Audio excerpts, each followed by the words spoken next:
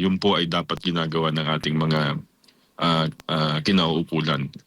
Pero yung pag-expose, ito pong mga pag how do you call this? Yung parang hinihimay-himay natin yung mga specifics. Napakalaki pong epekto nito sa ating national security kasi na-expose po yung ating yung ating procedure at yung ating mga proseso na pwede pong i-exploit ng kalaban ng Estado. Pag nakita po nila yung mga flaws, yung mga gray areas ng proseso, pwede na po nilang i-exploit yan. Which will in turn weaken yung stance ng ating national security. Nakakatakot po ito pag ito po ay lagi nating hahayaan at pababayaan po natin. Hindi lamang po locally na i-expose yung nakukompromiso ang seguridad ng ating bansa. Even po yung mga foreign perceived foreign threats na pwede pong maging later on maging problema natin, nakikita po nila yung weaknesses natin. Dapat po kung ito pong mga ganitong klaseng mga usapin, dapat po we should proceed with extreme caution kasi nakasalalay po ang national security natin dito.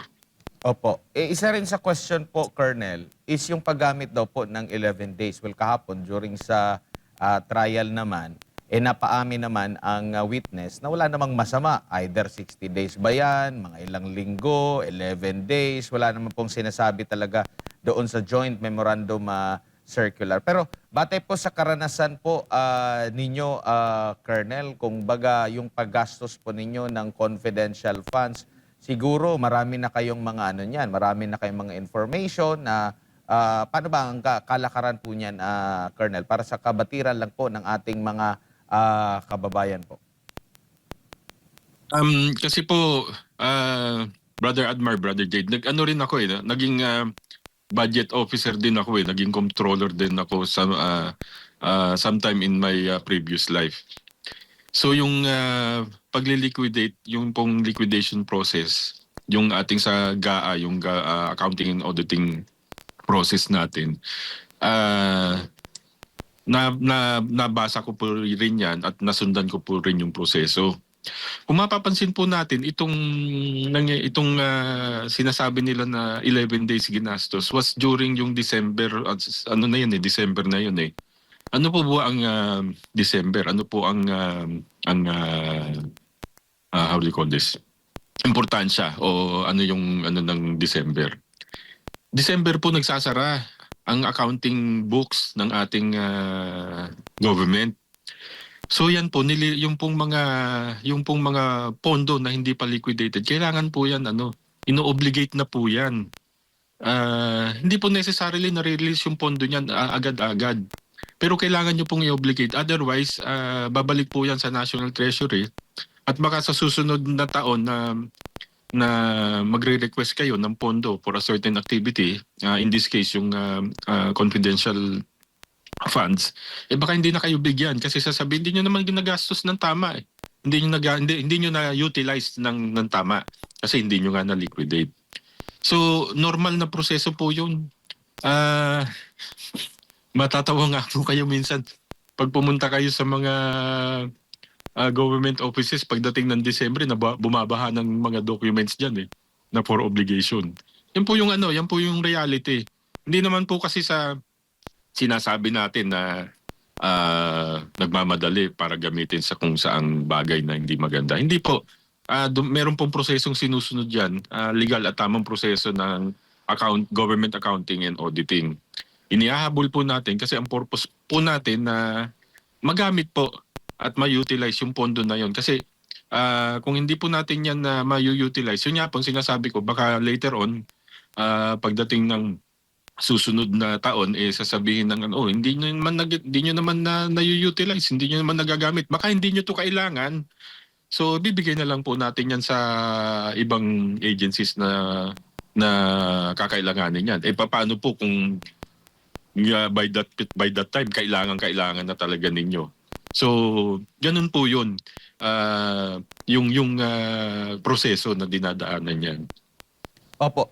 Sa tingin niyo po, Colonel, meron po bang obligasyon yung nasa ehekutibo natin, namumuno sa ating ehekutibo, na depensahan yung mga nasa ilalim niya ng mga opisina, considering lalo na dito sa isyong ito? Kasi parang wala tayong narinig or parang bahala na kayo sumagot dyan sa inyong mga, kahit na yung pagtatanong sa paggamit ng mga pseudonym, paggamit ng mga codes, yung paggamit ng sa 11 araw ng confidential funds, wala tayong narinig na talagang may dumipensa. Sa tingin niyo po may obligasyon ba ang ehekutibo po natin? Ang isa lang yata yung narinig ko mismo, yung pinatawag sa pagdinig din noong kine-question itong confidential fund ay itong si dating ombudsman na Martires na binigyang diin niya na kaya nga confidential, Colonel. Opo, kung sa kung obligasyon na ipagtanggol, normal po 'yun. Pero case to case basis siyempre, conditional 'yan.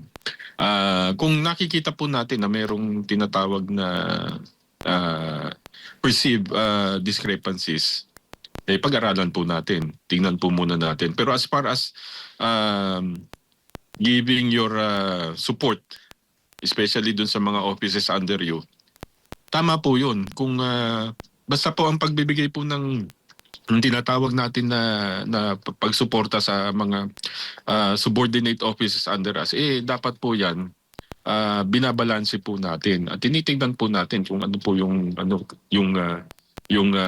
support na nakakailanganin nila. Dito po sa kaso nito, we're talking of confidential or intelligence funds.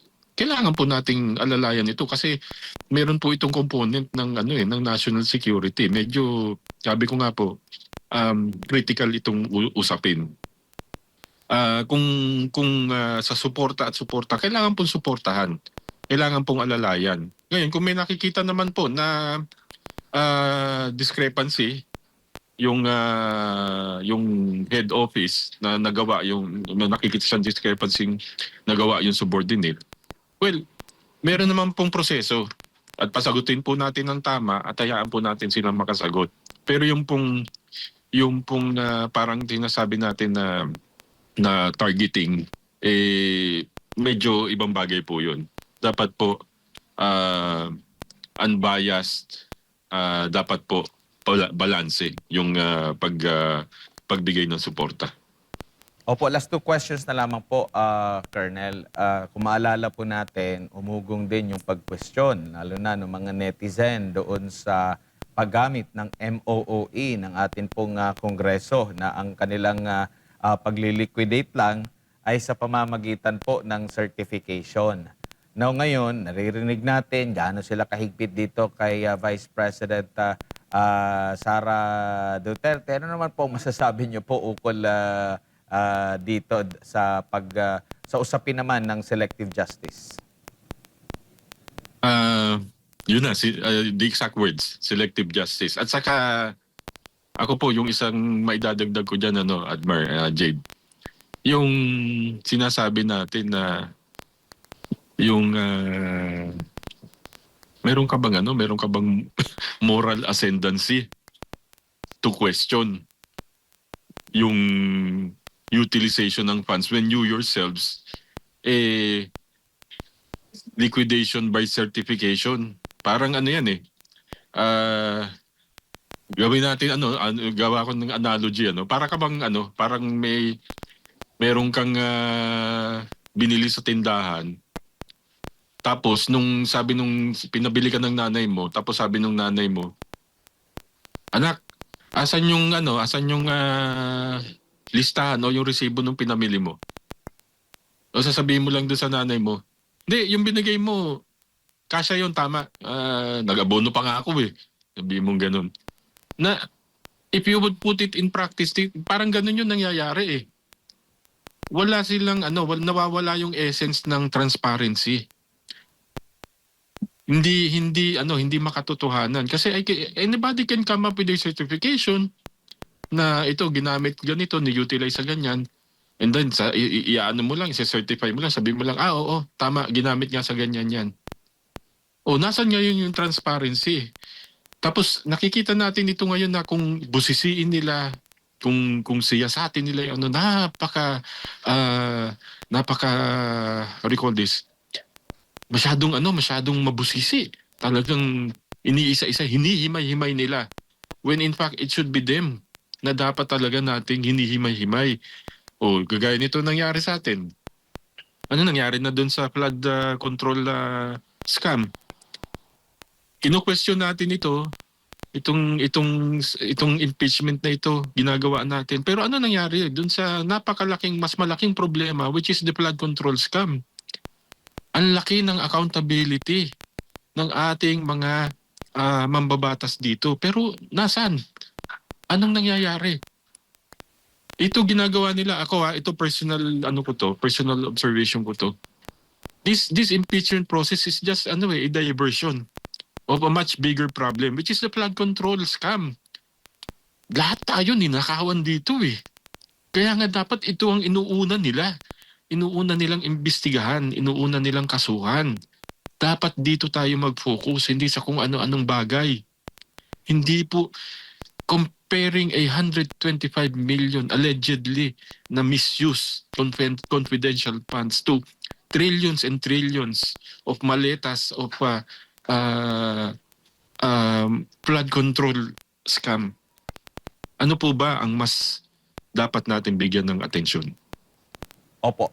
Bilang panghuli na lamang po, Colonel, ano na lang po ang maipapayo ninyo, mensahe ninyo sa ating mga kababayan na nanonood dito po sa impeachment court? Hindi po ito kagaya talaga ng regular court. Halo-halo po ito. Maaring, sabi nyo nga, may mga theatrics na nangyayari, may mga sariling opinion, may latagan ng mga propaganda. Paano po dapat itanggapin, i-treat, ano ang treatment, paano tanggapin ng mga kababayan natin yung mga information na naririnig at napapanood po nila, Colonel? Sabi nga nila, yun daw mga instant lawyers na tayo eh. Kaya yung mga nag-observe at nanonood. Pero tama po na dapat maging mapanuri tayo. We should not be taking everything hook, line, and sinker. Pag-aralan po natin yung pong mga nangyayari ngayon, especially itong impeachment process. Pag-aralan po natin, maging mapanuri po tayo. At buksan po natin yung ating isipan at pag-unawa sa mga pangyayari.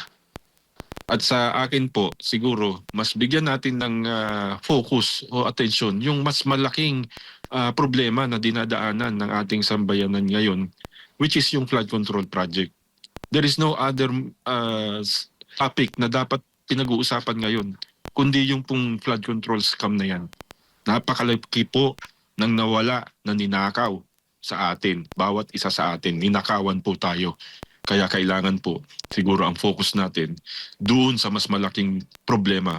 Not this impeachment process. The bigger problem is the flood control scam at yung patuloy na nangyayaring pagnanakaw sa taong bayan ng mga nakaupo ngayon. Yun lamang po.